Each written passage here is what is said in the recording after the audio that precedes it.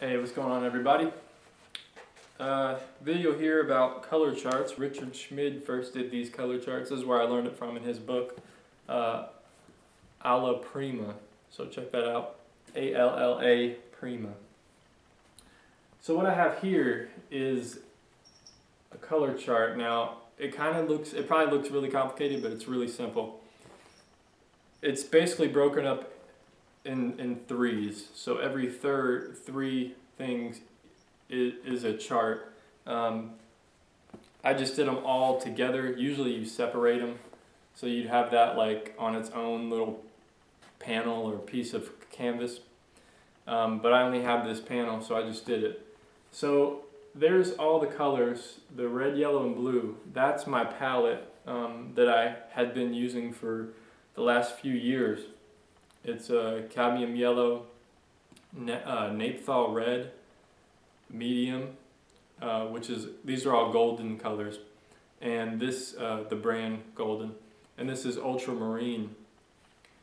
So basically what you do is you put the color straight out of the tube, and then you slowly do as evenly as possible. You mix the white values. So you add in a little bit of white, a little more white, and even more white. So the bottoms are going to be off-white, and then between those two you mix half and then half of those. So hopefully that makes sense. It's just a gradation of 5 different values straight out of the tube right here, and then you just mix it with the white. And what this does is it allows you to see different colors, their transparentness, transparency, and then, or their opaqueness, especially when it's mixed with white. You can see how much more opaque they get, and then what you do, so this is the next chart right here, these 3, and then that's the next chart. So this is a yellow chart. So basically here's yellow straight out of the tube once again. So this yellow is the same as this. So we have yellow, and then you mix yellow with the red, which is right here, and then you mix the yellow with blue, which is right here. But what you do is you make yellow the predominant color in these mixtures. So this is yellow, cadmium yellow mixed with the naphthol red, but that has a little bit more yellow, leans more toward yellow than red. And then you do 5 values of that. And this same here with the blue. So it's yellow and ultramarine with a little more yellow in it. And then you do that with the red and then the blue chart. So the red, here's red, but there's a little more red than yellow in this mixture. So you have 2 different mixtures with red and yellow. You have like a yellow orange and then like a red orange. And then same with the blues here, you have more of a blue, green, and a cooler purple. So this is kind of some of the values and some of the colors that I can get with the just the primaries. Now it doesn't really seem like a lot at all. And what these color charts do is that if you're painting a still life or something, I can look, say this bike behind me, this red bike, I can look at it and go, what colors on my palette is gonna paint this bike?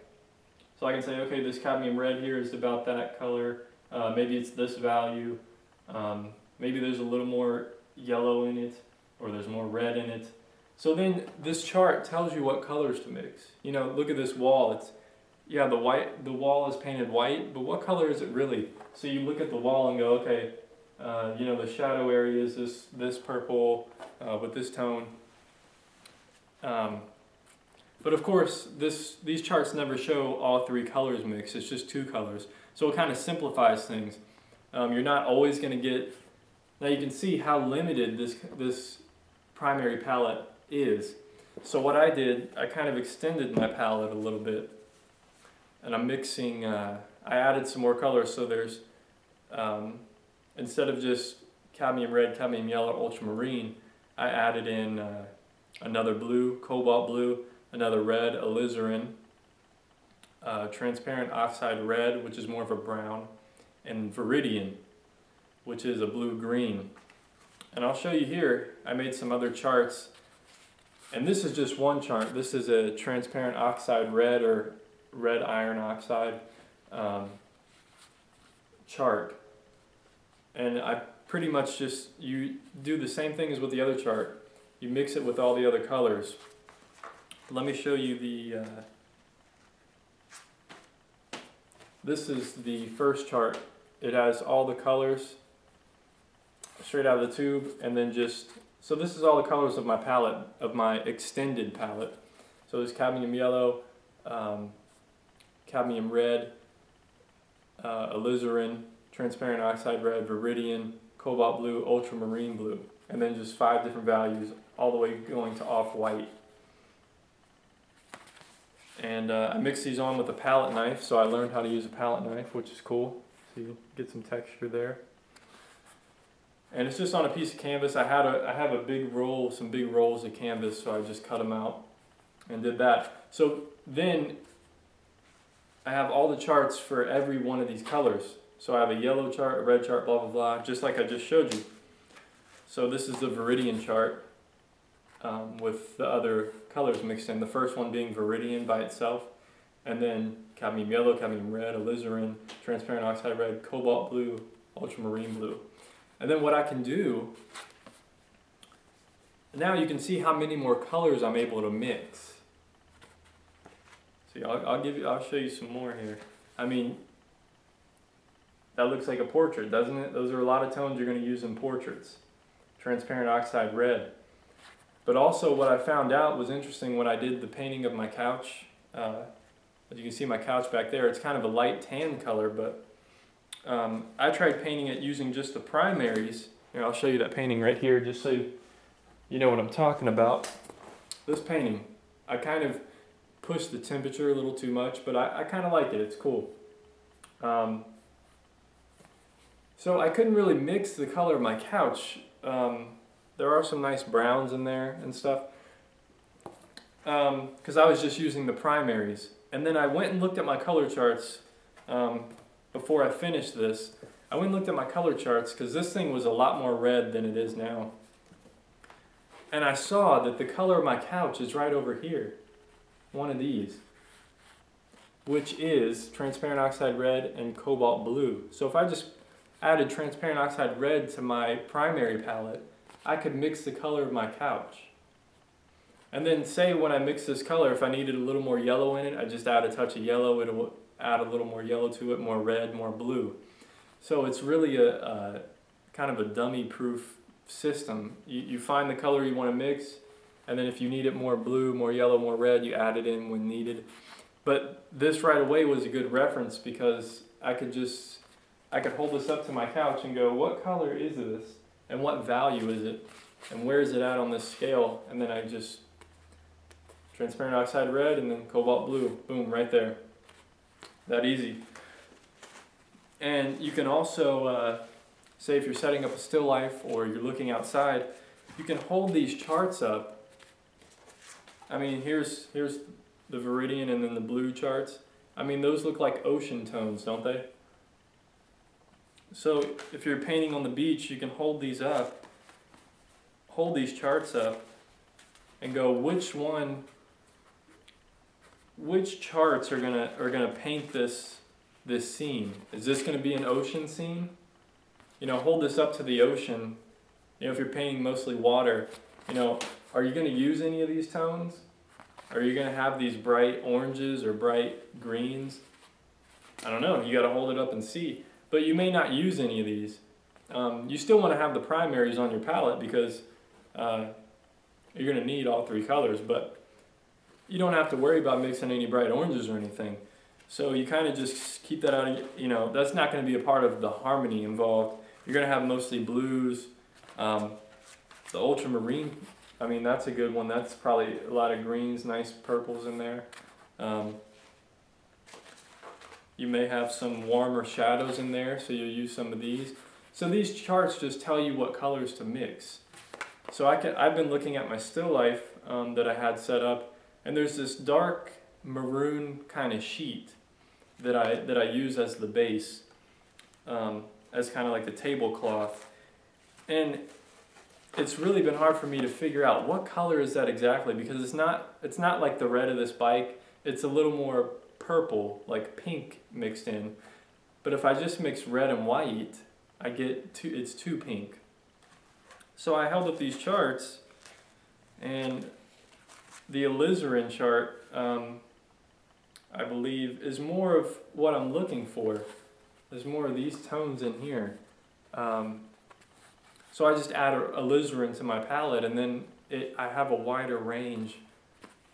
So as you can see with these 7 different, I think there's 7 different colors and all these 7 different charts, I have a wider variety. And you don't have to have 7 colors. You can use 6 colors. You can just use 4 colors. You know, figure out the palette that's best for you. You know, I try not to use colors straight out of the tube unless you really need to. Like if you're painting a yellow flower, you may just use cadmium yellow here and there, straight out of the tube. But like, I try not to use like sap green or something straight out of the tube for trees. I kind of like mixing colors. You know, this Viridian is a nice tone. It's kind of a blue-green, but it gives you a lot of nice grays and things like that. But as you can see, with just adding you know, 3 or 4 more colors, it gives me a much wider range than just these primaries, which are just a few tones there. Now there's tones in between these, you know, for yellows, for oranges, there's tones in between these, but I get a much more interesting range of colors here, and I can easily match colors to the environment to figure out what I'm going to need. So anyway, I hope this was interesting. Hope you learned something. So Richard Schmid is who I learned this from. Really cool. So you can kind of figure out, just look at a scene or look at what you want to paint, and kind of hold these up and go, and have an idea for what colors you're going to need, what tones you're going to mix for the most part. You know, look at shadows and say, okay, this is mostly the shadow colors for this, this, and this.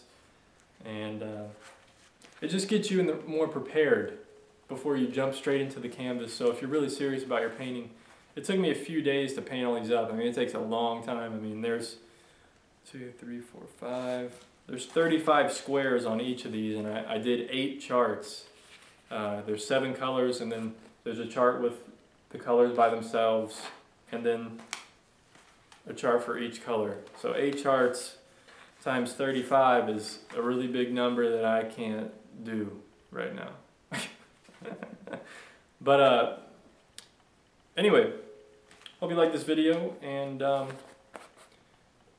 do this with your palette that you have. Mix up, if you're using 3 or 4 colors, make a chart and see what range of colors you get. If you're not getting enough, and see, I know with my color charts, I'm looking through these, and there's only one chart. This one is where I get a lot of yellows. I only have one chart. All the other ones are kind of, I have a lot of cool colors, I have a lot of red tones and browns, but I only have a few range of some bright greens and yellows. So maybe eventually, depending on if I start painting outside a lot more, I may want to add a warmer or a cooler yellow, just to give me a better range of yellows when needed. So anyway, thank you for watching. Take care of yourself, and post your comments down below. Let me know what you think, and give this video a thumbs up if you like it. Subscribe. Thank you for watching. Take care of yourself. Peace.